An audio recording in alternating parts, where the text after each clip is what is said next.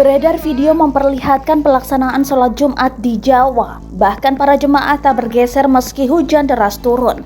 Mereka tetap ruku dan sujud di tengah guyuran hujan. Diketahui kejadian tersebut terjadi pada Desa Tuwil Bojong, Kabupaten Tegal, Jawa Tengah pada Jumat 19 November 2021.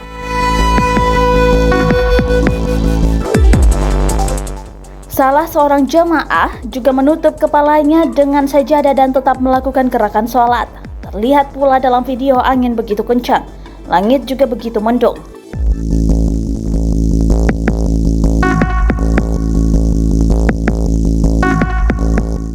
Video tersebut diunggah salah satunya oleh akun Instagram @birunyarina Sabtu 20 November 2021.